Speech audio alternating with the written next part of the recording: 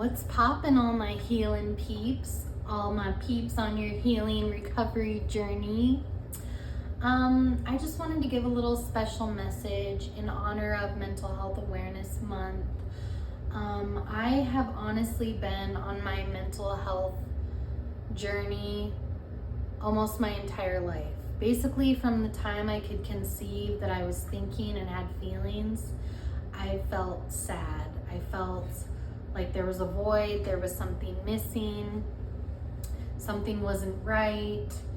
And I went to a lot of counselors, doctors, psychiatrists, tons of recovery groups for drugs, alcohol, But anyways, I was led to believe that I had a chemical imbalance and that I needed to be on antidepressants, because I told them that as far back as I could remember, I've always felt depressed. Does that sound familiar to anybody? It's kind of like what's going on in society today. I'm not really going to go too far into it because I don't want to get canceled, demonetized, but it's a trend. It's a trend that happens to every generation. And I'm going to tell you right now, I think I figured out what the true culprit is. It's not that we're born with a chemical imbalance. It's not that we're born with a mental illness. It's not that we're born in the wrong body. What it really comes down to is we're born into sin. When sin happened, it disrupted God's perfect plan for our lives here on earth.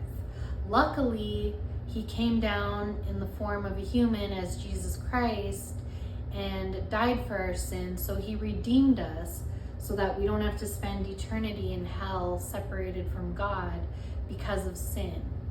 He did that for us, but unfortunately, there's still natural consequences, the consequences of natural law. So basically, sin is what causes trauma, hurt, pain, a void, separation.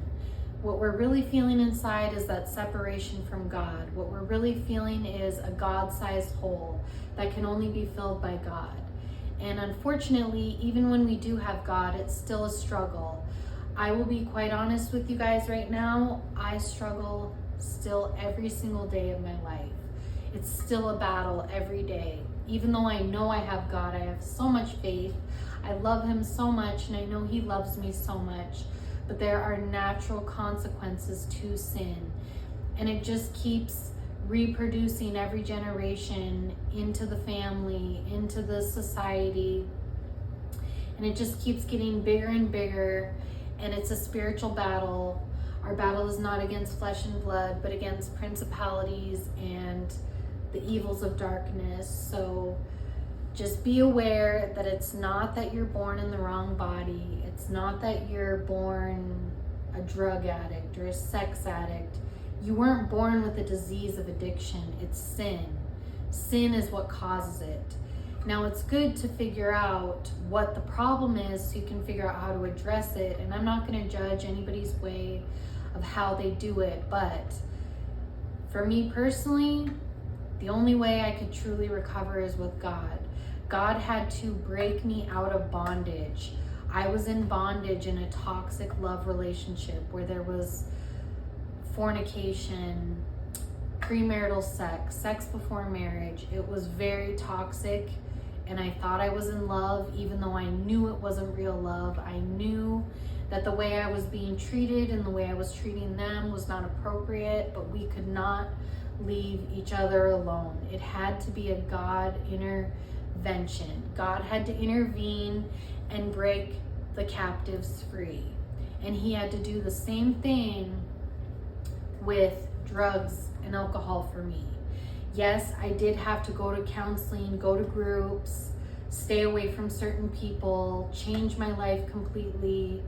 But God initially had to be the one to break me out of the bondage. I tried and tried on my own for years and years and years, trying to get out of addiction, trying to get out of toxic love.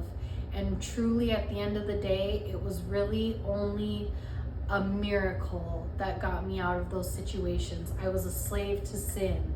I was a slave to fornication and toxic love. I had a soul tie. Once I sacrificed my body on the altar to this person, I made them an idol in front of God. And I was then a slave to sin. I was then worshiping sin versus God. But God understands, and that's why he died for us, you know. But again, I'm not going to sit here and say that life is perfect. Life is still a battle every single day. Just because I don't have drugs and alcohol and fornication, there's new problems. The enemy always has a new sin to throw your way, a new addiction, a new problem. And it does make us stronger, and it is a part of life. And the great news is whatever you go through, God will allow it to happen, and you can use it to help other people that are struggling with it. Help reach in and grab them out, give them hope, show them that it's possible. I am a walking billboard. It's possible to get out of drug addiction. But like I said, I have new struggles that I'm facing every day. And sometimes I wonder if these struggles are even worse than the struggles I came from. But they're all struggles in their own right. They're all hard. And I just want to give you guys hope, and also let you know that I do struggle. And even though I don't show you when I'm struggling day in and day out, I just want to let you know that I am struggling. I'm actually in a very huge battle of my life right now. But when you look around and you go to support groups and you start talking to people, you realize you're not alone. These guys are going through it too. They have their own set of issues, their own battles that they're battling. The last thing I want to say is, do not believe the lie that you are born with a mental illness. Yes, you may be suffering from a mental illness, but you are not destined to be mentally ill for the rest of your life. I'm, again, not going to judge how you may have to cope and deal and heal, but at the end of the day, do not let doctors and psychiatrists mislead you into thinking that you are bound to a mental illness for the rest of your life and that you're going to have to be on medication for the rest of your life.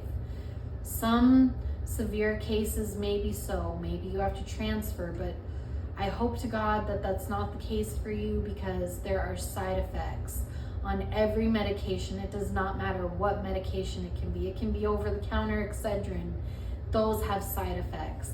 It can be Tylenol, ibuprofen, can be a blood thinner, it can be a blood pressure medication. They all have side effects. They are all chemically manufactured. They are not natural. We should not be on any type of chemical for the rest of our life. We should try and get to the root of what caused that trauma and try to heal from it. Yes, there are some irreversible damages at times that you may need an extra boost, extra help, but sometimes our bodies are meant to heal naturally.